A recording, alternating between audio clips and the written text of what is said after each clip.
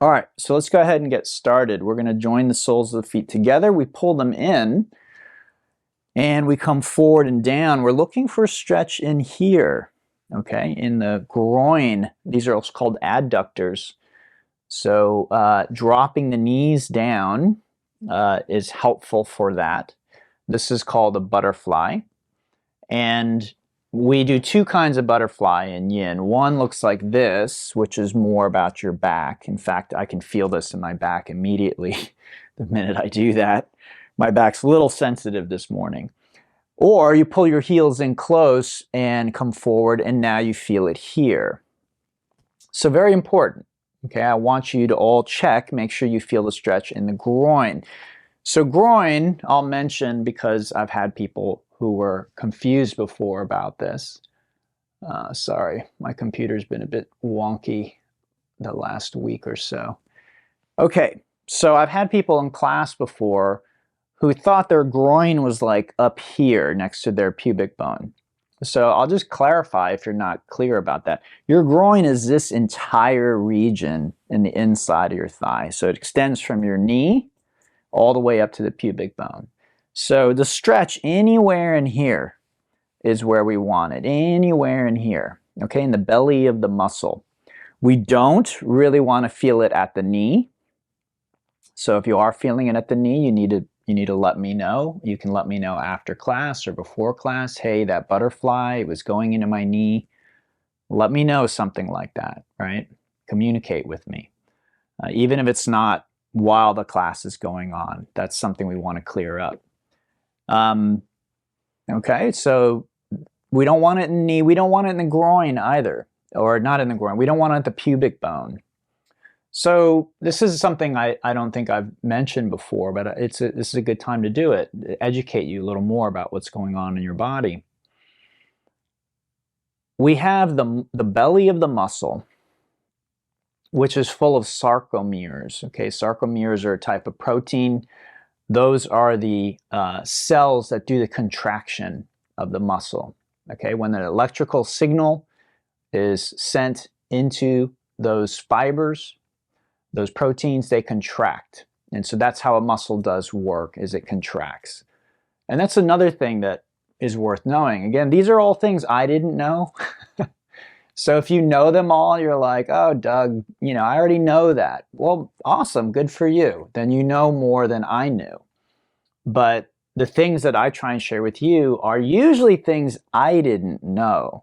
So again, I think some people might get the impression, oh, he thinks he's a know-it-all, or he's saying all this stuff. I'm sharing what I was ignorant of, the things that I found interesting, the things that I was like, oh, wow, really? Okay. So skeletal muscles, which is what we stretch in yin, there are no pushing muscles, they're only pulling. So when I do this with my arm, it's not because the muscle here, which is your tricep, this muscle isn't pushing my arm up. Okay, the arm lifts because the bicep contracts.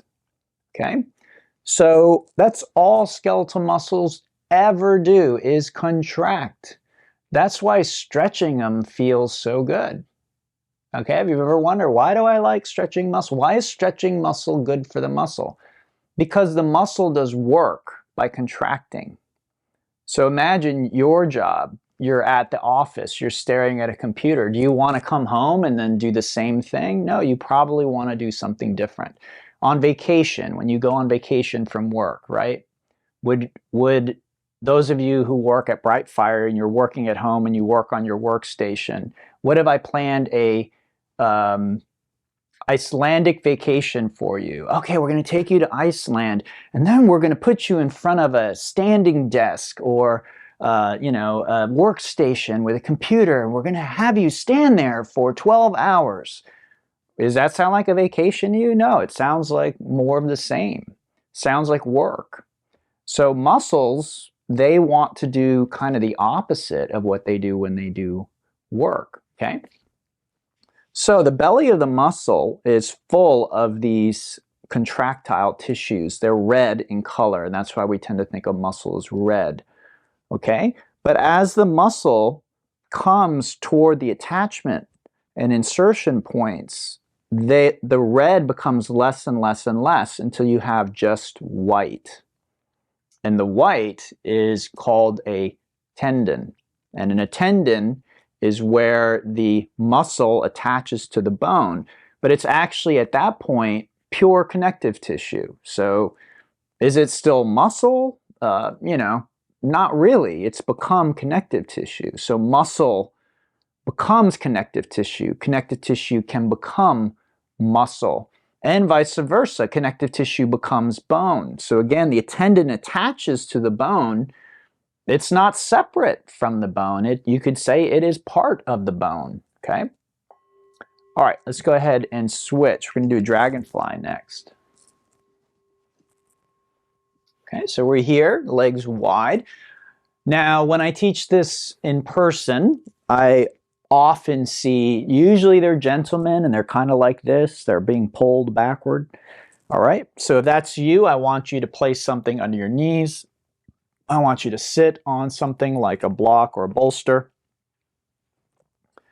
As always, feel free to support the upper body, right, with a couple of blocks or bolster or something under your forehead or forearms, okay? Feet can flex or point as you like. And again, the stretch is right in here in the groin, okay? So again, if any of these shapes are not effective or not safe for you, this is something where you need to reach out to me one-on-one. It usually doesn't take very long. So if you think we're going to do like you know, an hour-long private session or something, that's not what I'm indicating. Probably I can make a very quick suggestion of an alternative or something that you can change or tweak. And usually when I teach in person, you know, it's one exchange. Oh, this hurts. Try this. Is that better? Oh yeah. Okay. Done. Okay, so again, please don't be shy or afraid of you know, reaching out for something like that. Okay? All right. So we're here, we're looking for the stretch here. Now again, I'm trying to give you a little bit of added value, a little bit of education, because I think it's important. I look at how yoga is taught, and I feel, and this is just my own personal thing, right? I feel like there's a lot to be desired. There's a lot that can be improved. And part of it is in the education of the students. So the way yoga is usually taught is the teacher just barks orders. Do this, do that, don't do that, stop that, do this instead, whatever. The student is never aware of why the teacher is telling them to not do this or to do it that way, right? And that's fine. And in some classes, like on Monday, I don't have as much time to tell you all that. I don't have time to educate you. But this is one of the reasons why I love yin, because you're doing the posture, you're already getting the benefit. Now, I could just shut up, and I do sometimes. We just sit here for 5 minutes and stretch, and that's fine. I do that some days.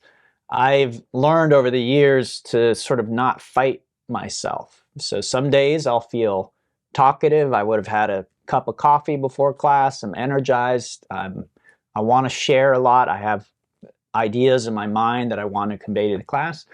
And other days it's just not there, and I'm not going to force myself to speak. But today, again, I'm sort of on this track, and I'd like to continue with that. And hopefully you leave the class with a little more knowledge about your body than when you came into it. And this will help you both in this class and Monday's class, okay? What I'm teaching you about right now, which is about how your muscles are. So, again, we want to feel it in the belly. Down here at the knee is where these adductors attach, okay? Generally speaking. There are some that attach to the inside of the thigh as well. But usually that's not a problem, that attachment. It's this one here. Again, also not the one at the pubic bone. It's usually this one here, okay? So we feel a pulling or a tightness here. We don't want that, okay? I want to be really clear about that. We're trying almost always in yoga, almost always, there may be some exception, but I can't even think of one right now. We're almost always trying to stretch the belly of the muscle, this meaty thing in here, right? If you feel a part of your body and it's really bony and hard like your knee is, you can palpate right now, just feel your knee. It's not very soft. There's a lot of bone and connective tissue, again, tendons, ligaments down there. We're not trying to stretch that. It's not a good idea to stretch that aggressively. Okay, a little bit's fine. We don't have to be afraid of stretching it. But that's not our intention. We're trying to stretch the belly of this muscle here, okay? So generally speaking, it doesn't matter if it's this class or the other class, generally in yoga, we're trying to stretch the belly of the muscle where all of those contractile, again, they're called sarcomeres. That's where all those sarcomeres are. That's what we're trying to target, not the attachments. So that's something I would love for you guys to start to be aware of. Do I feel it in the belly of the muscle, or am I feeling it down at the attachment? If it's at the attachment, let me know. Again, that's less than ideal. There may be situations where it's unavoidable or it's acceptable, but that's not generally what we're going for, okay? So again, I feel like that's something you may feel that's trivial or not important, or, you know, and it's okay if you don't know it. It's not the end of the world. But these are the types of things that I'd like you over time to start to be more and more aware of. And the reason for that is I've been doing this long enough to know people who have injured themselves, usually yoga teachers or people who do tons of yoga. Okay, so you would think these are people who should be more knowledgeable, but oftentimes there's gaps in their knowledge. And this, what I'm talking about, can be one of those gaps where I knew a teacher, so just rest right now, okay, as I talk about this. I knew a teacher who used to think in this dragonfly, which we're just doing, she would feel pinching here, right up at the hip, okay? And when I told her about this stretching in here, she said, no, I feel it here. And I told her, well, that's compression. You're just jamming two bones together, and that's not, you're not doing yourself any favors with that. That's not creating flexibility. It's not strengthening anything. You're just irritating the tissues by just jamming two bones, and then the soft tissue between it is just getting irritated. She didn't know that. She was a teacher. Okay, so this is an example of that. If she continued doing that, she might end up with bursitis to start. Eventually, maybe arthritis. She might tear the lining of the hip joint, and then eventually she might need a hip replacement. Okay, all because she's thinking that's the point of the pose, is this compression here. She's actually tearing up the tissues in the front of her hip. So again, education, very powerful, very important. All right, bring your legs in, give them a little squeeze. Shake it out.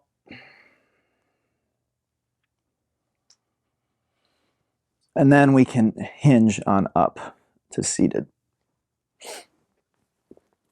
All right, half butterfly. So right leg straight, left foot to the inside of the thigh. We do this one a lot, right? So again, feel free to support the knee, support the upper body, and we're looking for that familiar stretch here. Now again, belly of the muscle. Okay, this is a great example I can point out right now since we're talking about it, right? Some people, when they do this, they feel it here, okay? You might think I'm touching my butt, but I'm not actually. I'm touching the bone. It's called a sits bone. It's actually called your ischial tuberosity. Okay, so it's a bone. The pelvis comes down to two kind of points. And when you sit on those points. And those are why they're called sits bones, okay? So it's here. You sit on it, literally, but that's the attachment for the hamstring, the ischial tuberosity is, okay? So again, when I come into this posture, I want to feel it here, the belly of the muscle, where all that, where all those sarcomeres live. I'm trying to give them a little vacation, right? They're so used to contracting. I'm trying to say, hey, let's stretch out, let's relax. Okay, let's do the opposite of our job. Their job is to contract when that electrical signal comes through. That's how you do anything. Okay, again, you only have contracting muscles on your skeleton. So think of any movement you do. Oh, I'm lifting my arm. Something is pushing my arm up. No, something is pulling the arm from behind. Okay. Oh, I'm sitting up straight. Something is pushing me up. No, that's not how your body works. What's going on here, right? What's pulling? It's pulling on your spine. There are muscles that are pulling the vertebrae of your spine. And as it does that, it creates sort of a domino effect, and then the spine straightens. But nothing is pulling your spine straight, okay? Or pushing you up, I should say. Yes, it's pulling you into an upright position. That's all you have in your skeleton. So it's important to understand, because once we understand that, we can begin to understand stretching, how to stretch, right? What's an effective stretch? And again, from my dear friend who was the yoga teacher, and I'm not trying to pick on her, you'll notice I didn't use any names, and I actually am using her as a representative sampling of most yoga teachers. I was very, very lucky because I was educated by somebody, a yoga teacher, who really emphasized the importance of understanding anatomy. I feel very, very lucky and blessed by that. And that wasn't early on. That was in my more advanced training. Yoga teachers currently have kind of two levels of education. So one is a basic level called a 200 hour, and then you have the 500 or the 300, which is the more advanced. So this was in my more advanced education. My teacher was like, you're going to have to learn anatomy. Everyone has to learn anatomy. That was his position on it. I wasn't really interested. I was drawn to yoga primarily because of the spirituality in it. So I was kind of like, well, you know, I really admired my teacher, so I was like, if he wants me to learn anatomy, I'll learn it. Once I learned it, it was a complete game changer. So again, my dear friend, the butterfly or the dragonfly, she's coming down, she's a teacher, she's educated, right, at the basic level, and she's pinching here, and she's thinking, oh, that's the point of the dragonfly, that pinching. I'm going to breathe through that pinching, and one day that pinching will go away, and then I'll be in a full split, laying flat on my belly. And this was a very flexible individual. And that's why it's important, because if she kept pushing, when you reach that kind of compression, if you keep pushing, right, push through. We're taught that in so many areas of life, aren't we? Oh, you're meeting resistance, push through. Just push through the resistance. Keep going. Just do it. Keep on keeping on. Pull up your bootstraps, right? There's so many ways in our culture that that's communicated to us, that that's the answer, that that's always the answer. Push through. Keep going. Work harder. Do more. Practice more. Do longer, right? So often, that's what we're told. If she did that, she would very likely end up with a serious injury over time. Not like one day she's doing it and all of a sudden, you know, something horrible happens. It's probably not what would happen. One day she might all of a sudden feel a pain, but it's because of the repetitive stress that she was putting on those joints. Let's switch sides.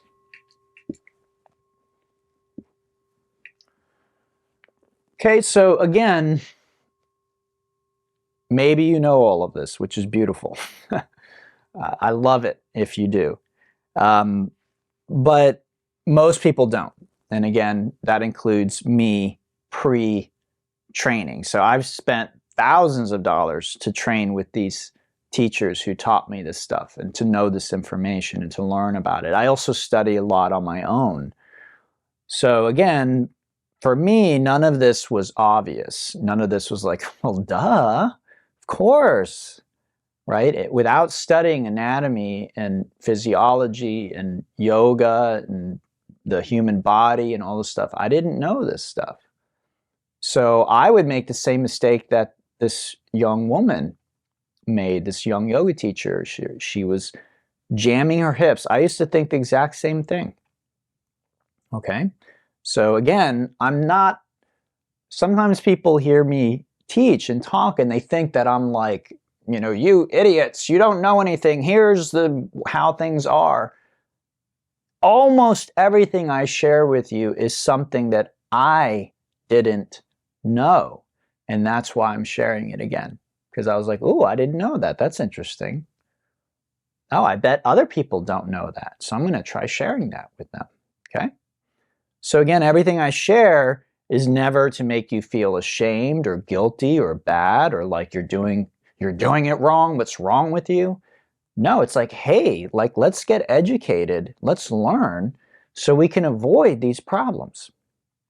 Because how else are we going to avoid it, right? If we don't know, again, if I don't know that pinching in the front of my hips in a forward fold is bone-on-bone compression, and that's not doing anything healthy for me, then I'm just going to keep doing it.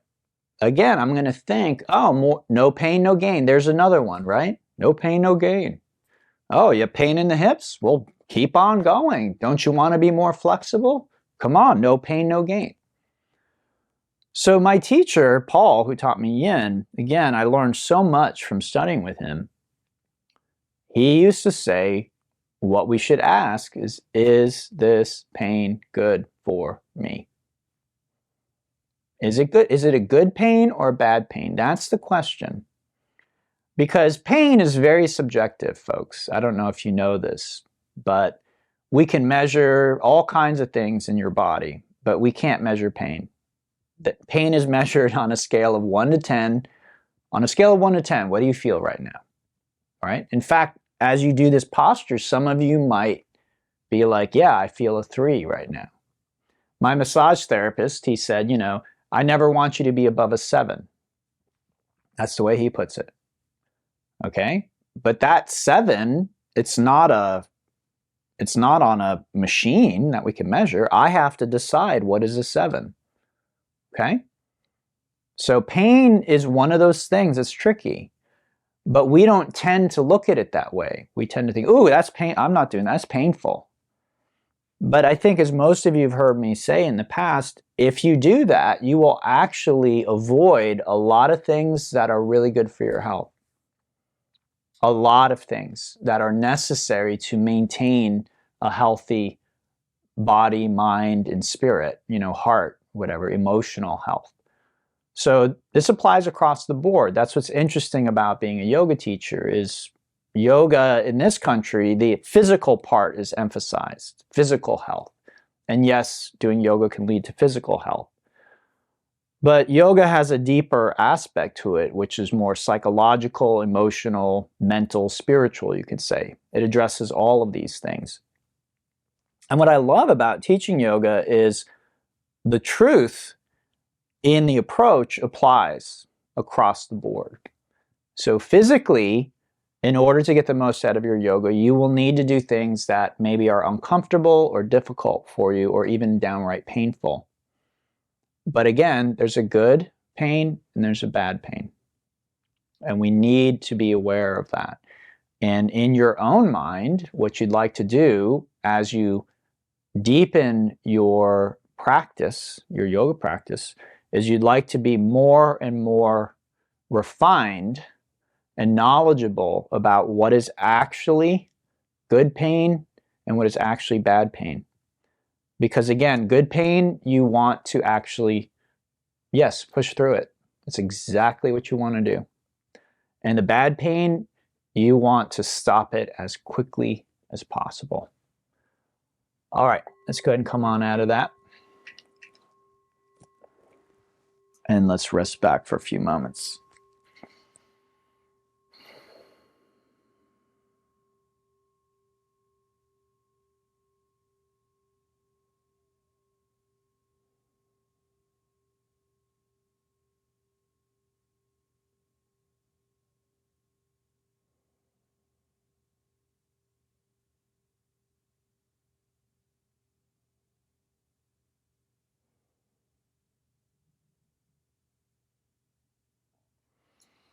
All right, we'll pull the legs in, give them a little squeeze, shake it out.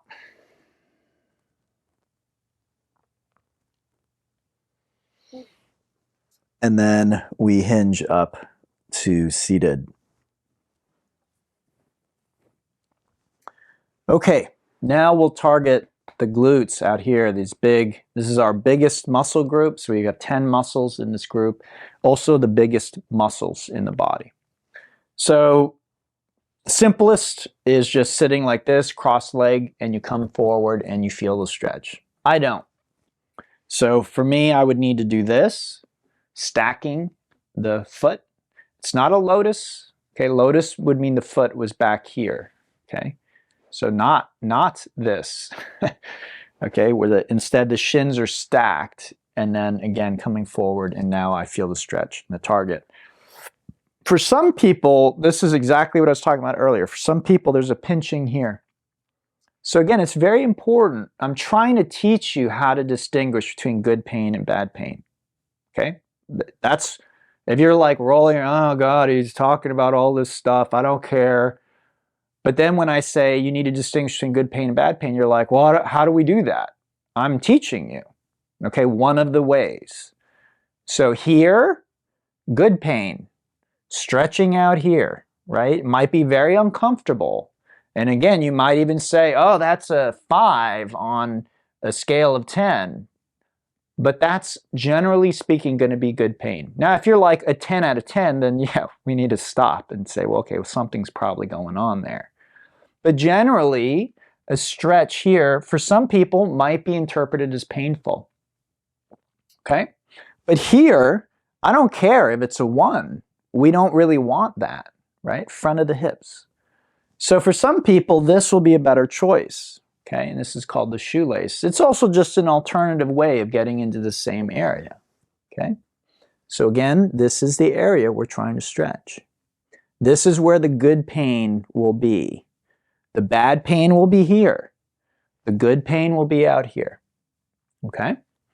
Same with knees and ankles. Like, I haven't said anything about knees and ankles. Hopefully you don't feel anything in them. But if you do, that could be a bad pain. Now again, a little bit of discomfort in those areas is probably acceptable. You know, we may not be able to avoid it in certain instances, but we're trying to minimize that, right? Because that could be a problem, knees, ankles. Again, yin, we're generally targeting hips and low back. Today, the hips especially. So again, this is what I'm hoping to achieve, and it's not something I can do instantly. Again, I spent hundreds of hours studying this stuff. And, you know, I think, again, the naive person might think, well, a good teacher is going to keep me safe. Well, part of the way I keep you safe is by actually educating you long term.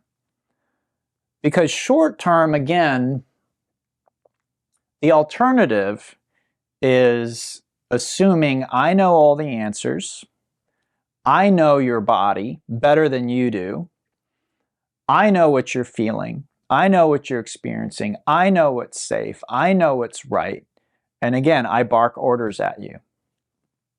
That's the other way, and that's what I see most teachers doing. And I'm not, again, trying to criticize anybody. I'm just telling you what I see, but I don't think that's the best approach.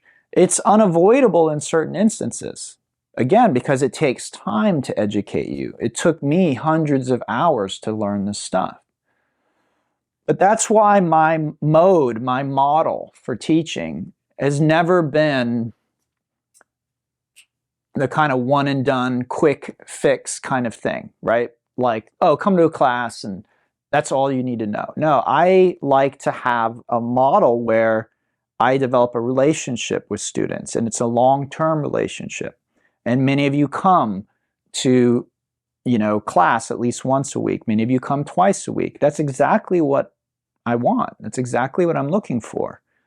Because each class, I'm hopefully peppering in a little bit of education. Why we're doing what we're doing. Why I ask you to do certain things.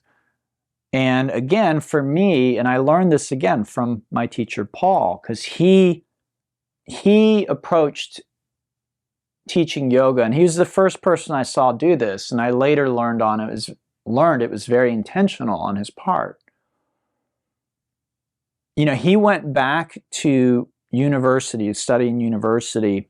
He was already a professional yoga teacher and a well-known yoga teacher, but he went back to college to study because he was like, how can we teach yoga in a way that is more sort of academic, is more scientific, is less based on emotion and superstition and just sort of like charisma?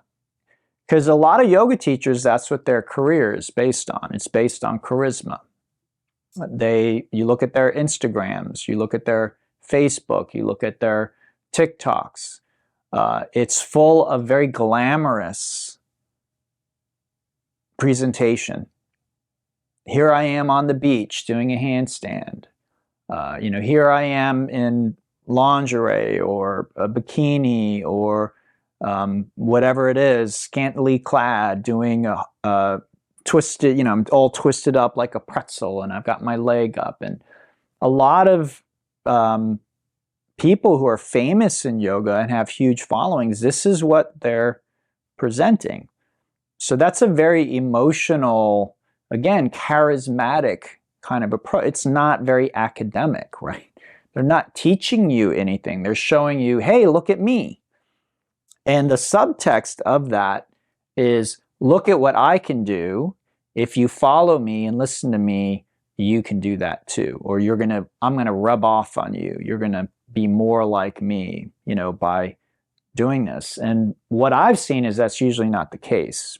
Usually they're just very good at seeming very glamorous and very charismatic, but they're not actually educators. They don't know how to teach you what they do. You don't turn into what they are by following them and listening to them. They remain the bright, shining light. And, what they have, you don't have. They have natural charisma and looks and whatever. And you may not have that. Let's switch sides.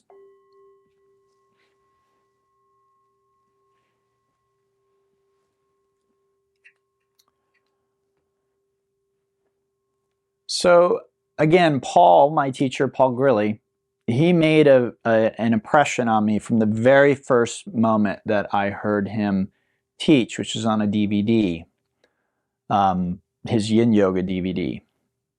And again, he had a very scholastic, academic, scientific, factual-based approach. He wasn't trying to seem glamorous. He wasn't trying to wow you with his physical prowess. In fact, you never saw him do a single posture in the whole DVD. He had other people doing the postures, and he was just lecturing or talking.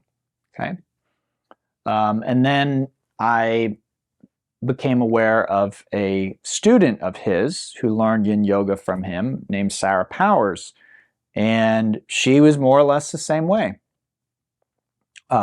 She would lecture about different things than Paul would. Paul lectured quite a bit about anatomy, physiology, and Sarah would talk more about Buddhist principles because she was a Buddhist practitioner. And so she would try and lecture about Buddhist philosophy when she was teaching Yin. Okay, but both of these teachers would use the Yin Yoga platform where people are holding these postures to educate. And that made a huge impression on me as a teacher. Now I know, because I teach a lot and I'm just aware, I know some people want the yin yoga to be quiet. They just want to do the posture and have like relaxing music in the background, whatever it is. That's fine, but that's just not the way that I teach. Because again, I think what I'm trying to share with you and teach you is important for you to know. Just as a yoga practitioner, right? I'm not even talking about yoga teachers. I'm just talking about as a practitioner.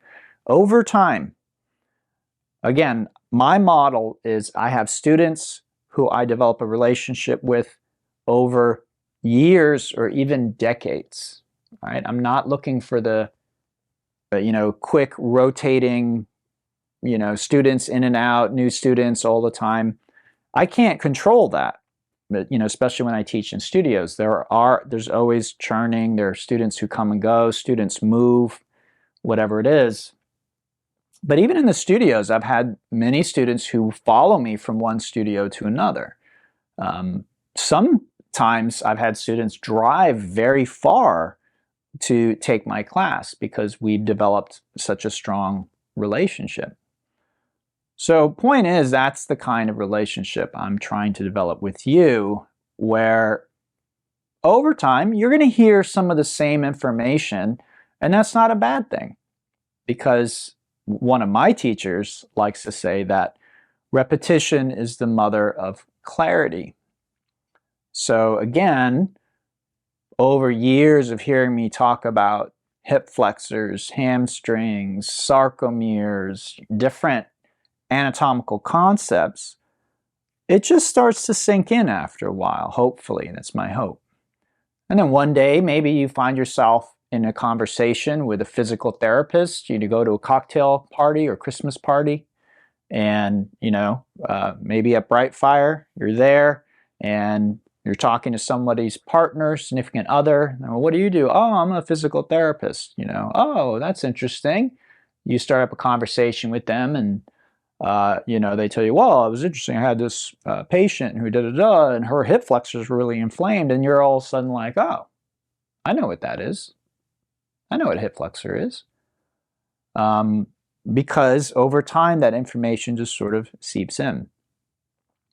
So again, everything I'm sharing with you is ultimately, hopefully, for your long-term benefit. Again, short-term, you might be like, well, this is boring, or I don't understand it, or I'm confused. And that's the thing. Again, there's not going to be a test at the end of the class. My intention is just gradually over time, it just starts to seep in more and more. You're starting to understand more and more. So today, one of the main things I'm hoping you take away from this is, again, this idea of the belly of the muscle and the attachment. Okay, we want to stretch the belly and not the attachment. For this particular muscle group, the attachment is down here at the knee. Once again, okay, it's on the other side, it's out here. But again, this is why, like in pigeon pose or the square pose, we don't really want to feel a pulling here. We want to avoid that. We want to minimize that. We're looking for the stretch here and here. Side of the leg is fine, and then over here, all of this region is fine. That's where we want the stretch. Again, the meaty part of the muscle, not, again, down at the knee there, okay? So again, if nothing else you take from this class, if you take that, that is a very valuable piece of information, not just for my classes, for yoga, for any kind of exercise. And again, folks, you have to exercise if you have any hope of maintaining your health, your well-being. And that includes your brain, folks. Your brain is a part of your body. You cannot really let your body disintegrate in terms of health and keep a really healthy brain. So again, a lot of you make your money through your brain, through your creativity, through being able to focus, right? Being able to work on a laptop for hours and focus. Keeping your body healthy is absolutely vital for that. All right, bring your legs in, give them a little squeeze, shake it out. And when you're ready, come on up to seated. We'll do our last set here, okay? So this is a saddle. half saddle. And saddle can be a very challenging posture for many, so let's be very cautious, okay? Not afraid, but cautious, careful, okay? So I fold this foot back. Toes can point back, toes can point out to the side. What I'm looking for is, again, I'm not trying to strain my ankle or my knee. I'm trying to minimize pain here. Again, bad pain, okay? I don't want that in these areas. Where do I want to feel it? Here. And yes, maybe it's so intense you say it's painful, but that's going to be a good pain for the most part. Again, up to maybe 5, 6, or 7. Like if this is like a 10, a shooting electrical pain, that's not good, okay? But we really want like 0 or 1 here. Okay, so if I do this, it actually generates some pain in my knee. Okay, so I can play around with the knee position. But usually I just bring the foot out to the side, the pain goes away immediately. Okay, feel free to sit on something. And again, we want to stretch here. Those are your quads. So once you're here, if you don't feel stretch, you can begin lowering back. And you may end up all the way on your back like me. Now I feel the stretch here. I don't know if you can see, but my knee is up a little bit. That's a very common question from people. Because one of the reasons why they ask this is they've probably been in a yoga class where the teachers told them, you have to have your knee on the ground. Okay, why does a yoga teacher say that?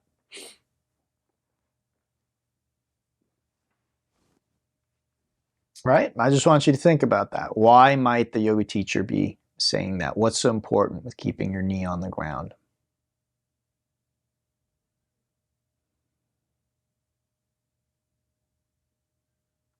You can try it yourself. Bring the knee up. What's happening here? The knee comes up.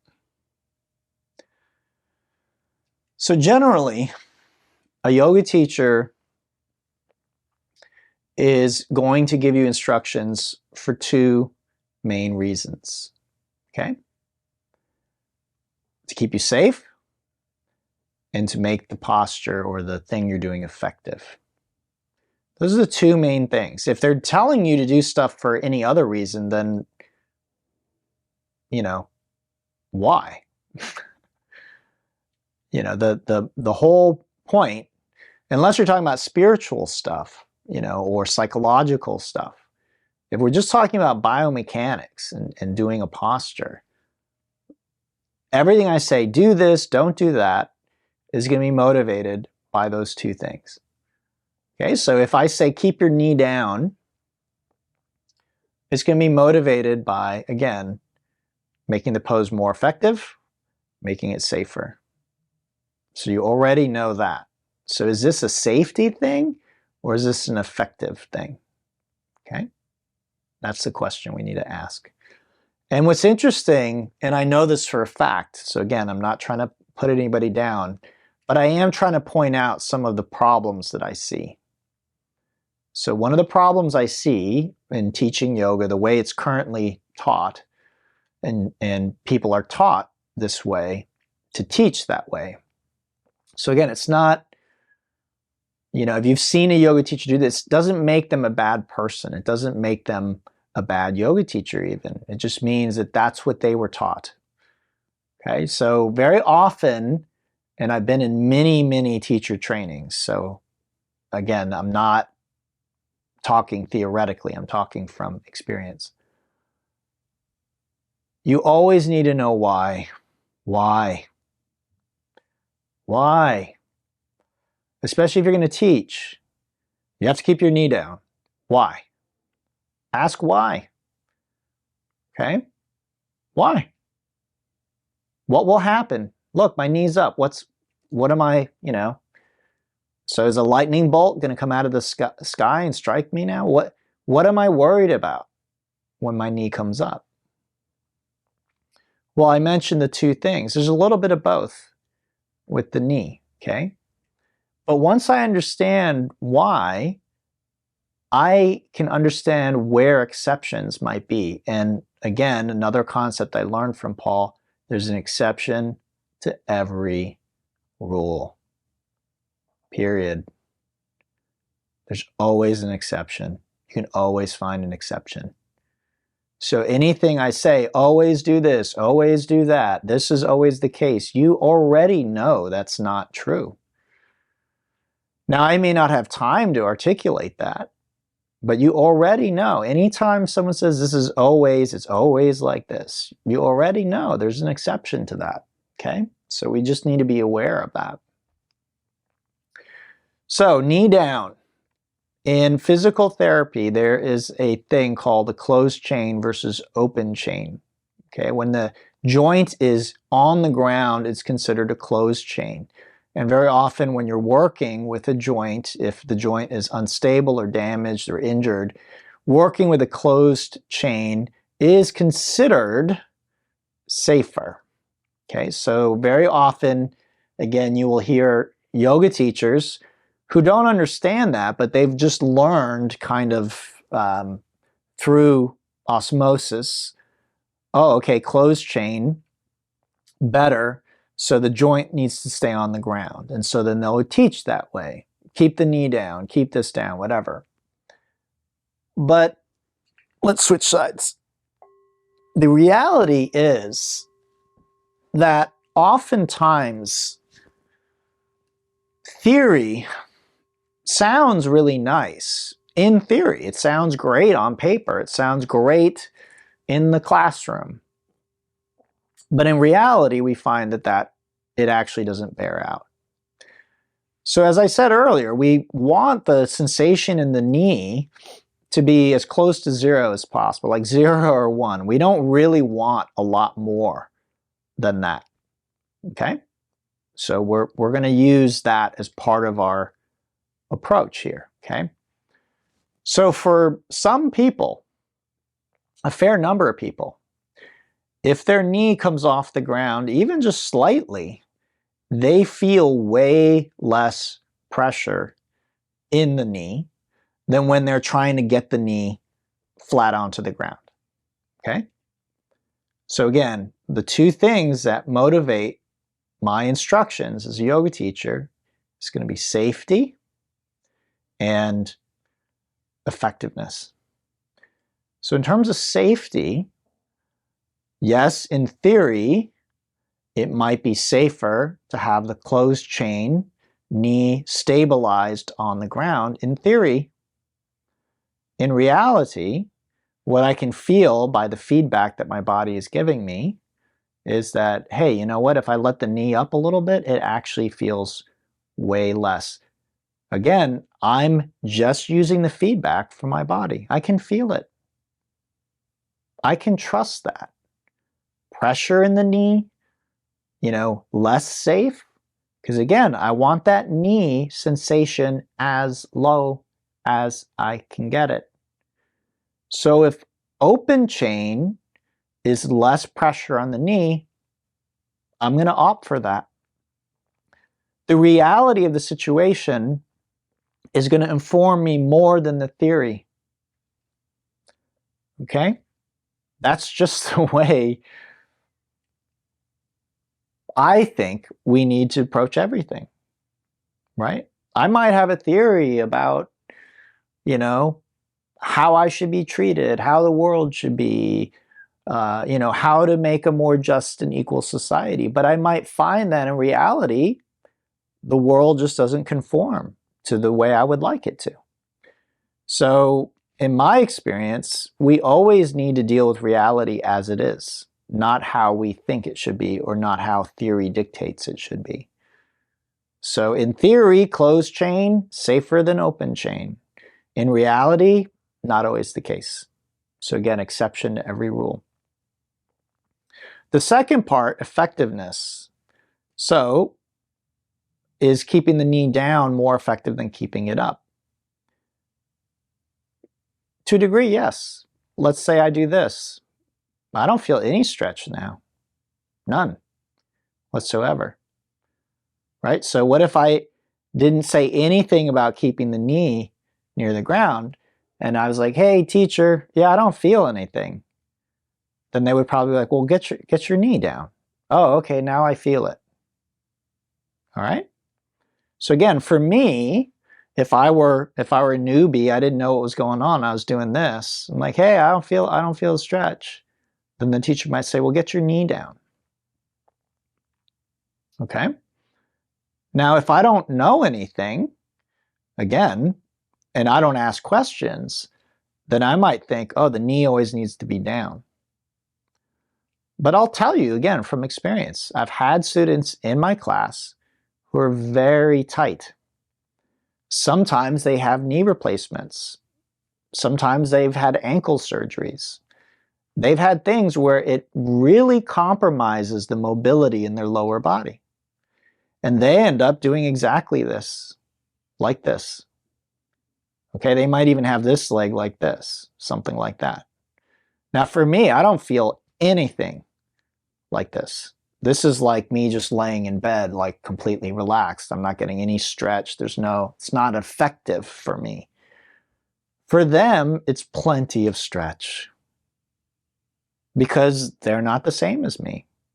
And that's a very important thing. This is, again, something that many, sometimes famous yoga teachers forget, is they teach from their own personal experience alone. And they forget that not everyone is like them. Not everyone is going to experience things in the same way. And this is just science. This is just truth. This is just reality. This is the way reality is. In every scientific study, there are people called non-responders. And non-responders are people who do not respond to the treatment. So if you're testing a drug, or surgery or whatever it is, there will be a number of people who do not respond to the treatment. They, in fact, might actually get worse when you apply the treatment. So yes, that's why you read all those. If you look at any drugs you're taking, you read the back of it. Some people will experience nausea, headaches, vomiting, rashes, whatever. In some instances, if you read some of them, some of them will say in some instances, death, right? So why is that allowed? Because enough people will benefit, right? Those are outliers. Those are rare cases. Enough people will benefit that we don't want to take the medicine off the market. But it's good to be aware. Some people will experience this very weird thing. That's true in yoga too. That's why we want to be careful about barking orders at people. Do this, do that, don't do this, don't do that. Because the individual's experience might be very different than the theory that you were taught in teacher training. So we always want, again, reality. The person having difficulty is reality. What I learned in teacher training, people, this should be safe for everybody. Well, it's not, because there's the individual suffering in front of me. All right, everyone. So give yourself a little counter stretch. I hope you enjoyed that. Maybe you learned something, maybe not, but that's always my intention. Reach out if you have any questions, any difficulty, as always. Hopefully I'll see you all on Monday. Again, really good balance to what we do here on Fridays. Have a lovely weekend, and I'll hope to see you next week. Thanks.